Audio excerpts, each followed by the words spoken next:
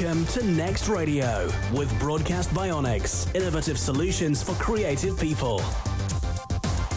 Hello, it's actually great to be here, and in fact the person who gave me my first paid job at the BBC is here. Thank you very much, Chris. You can see I'm still alive. That was in '93. I was just trying to work out when it was. My name's Jude Habib, and I'm the founder of a company called Sound Delivery. It's actually a bit strange for me being in front of a radio crowd, because I normally talk to people working for charities and not-for-profits, so you're a bit scary. So a bit about me. This is the subject of my presentation. Just a bit about me. I spent 12 years working at the BBC, passionate about audio, passionate about digital storytelling, and I'm passionate about giving a voice to people whose stories you don't hear. I spent about 5 years running some of the BBC's social action campaigns, so working predominantly in local radio, working to really hunt out those stories that really weren't on air. And I loved it. I had the best job at the BBC, I must say. But it became a top-down way of running campaigns. It started becoming a top-down way of running campaigns. So I left to set up Sound Delivery, which is a socially minded company. I describe myself as a social entrepreneur. And I work with charities, community groups, museums and heritage organisations, and we train them to use content and to create multimedia content, including audio, or we produce content for them. But actually, our ethos is that we want them to have skills so they don't need us in the future. I'd like to, retire because they've all got the right skills to tell their stories.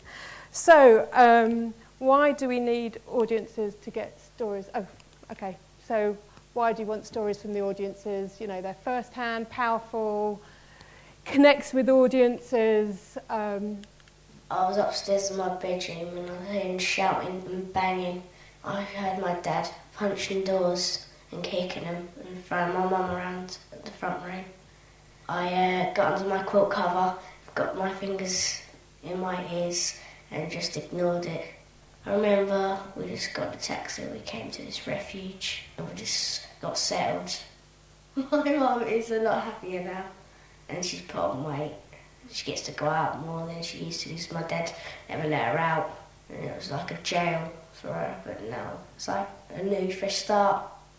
I think if I'd played that whole extract, a few of you might have been crying, but it's stories like Daniel, domestic violence through the eyes of young people that often you don't hear, and those are the stories that I'm trying to find, and I work with charities to try and tell those stories.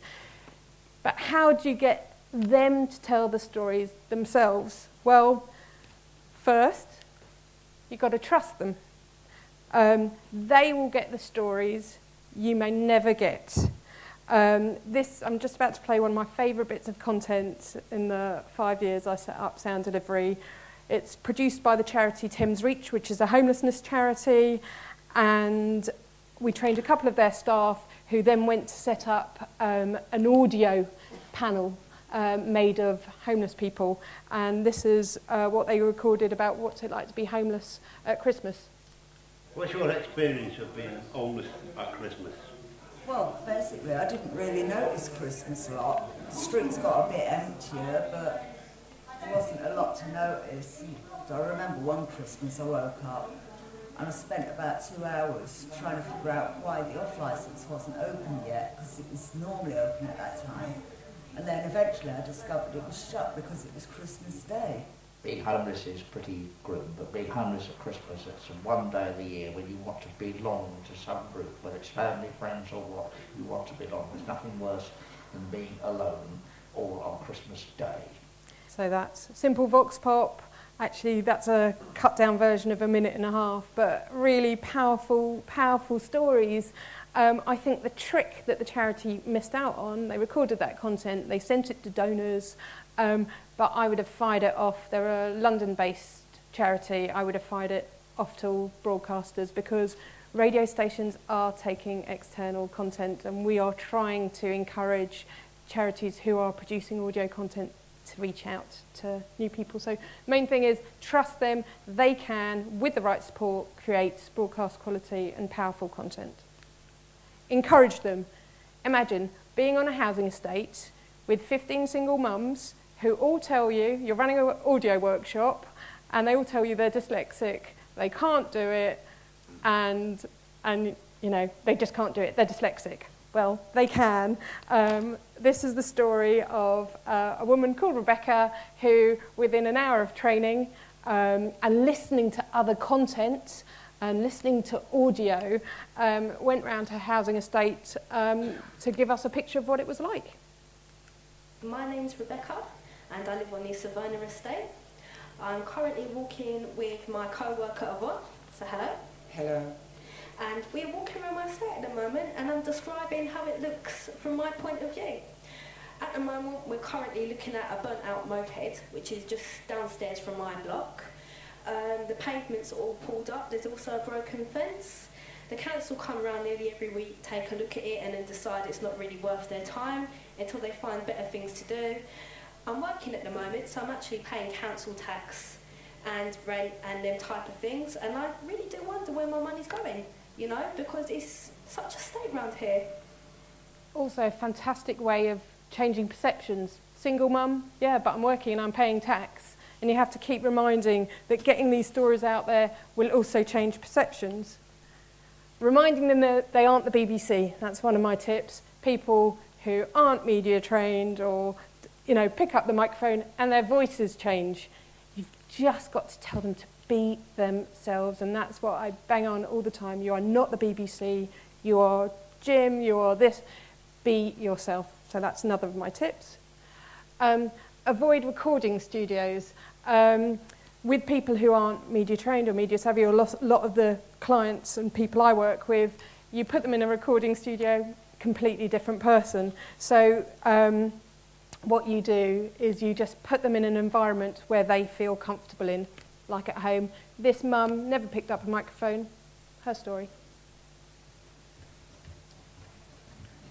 On here, there's photographs of my children when they were right tiny, so they hate bringing their friends upstairs because they'll say that I show them up.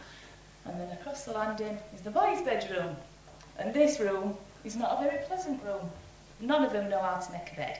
And then they'll all just say, oh well, it won't look right if I do it, so you'll have to do it. And also, there's clothes everywhere. They just do not put anything away. They just leave everything in a pile, either on bottom of bed, ungot ladders, front bunk beds, or just in a pile in the centre of it. Luckily it didn't spill too much, but that's it. She was recording that content herself. She'd never picked up a microphone before, was across all local radio stations as an audio diary. I've got 1 minute left. If all else fails, go on holiday with them.